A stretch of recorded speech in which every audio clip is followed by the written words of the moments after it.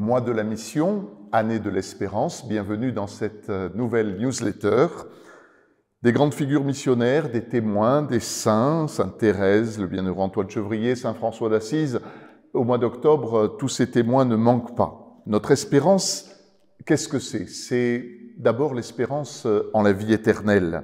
C'est donc de rentrer dans l'immense cortège de tous les saints, comme nous chantons à la fête de la Toussaint qui conclut ce mois d'octobre. Pour devenir saint, malgré aussi notre péché, malgré nos limites. Voilà, l'année de l'espérance, c'est donc une dynamique, quelque chose en devenir.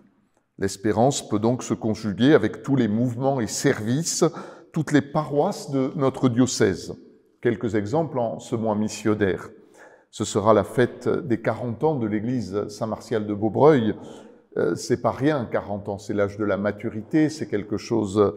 Et avec cette fête, c'est pas seulement un souvenir, mais c'est aussi une évolution. Donc, une espérance de visibilité, une espérance d'enracinement dans un quartier.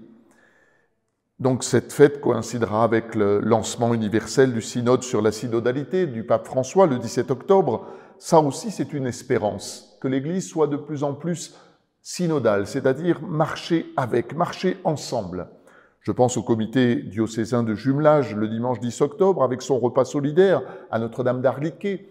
Là encore, c'est un temps d'espérance, espérance d'avoir beaucoup de monde, des paroisses pour venir partager ce qui existe dans notre paroisse jumelle, pour venir aussi vivre la solidarité. L'espérance, c'est le partage.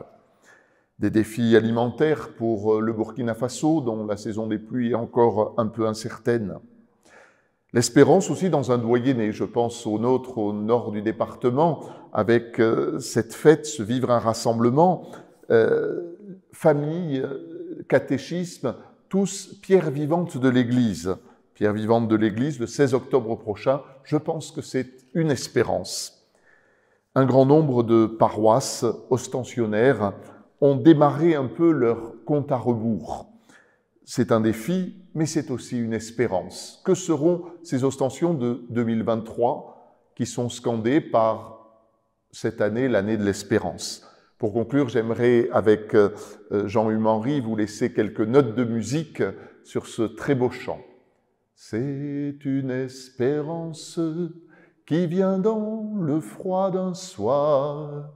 C'est une espérance jaillie du brouillard. C'est une espérance qui bondit de cœur en cœur. C'est une espérance qui efface nos peurs. Alors, bon mois missionnaire et une belle espérance à tous dans cette année. À la prochaine newsletter.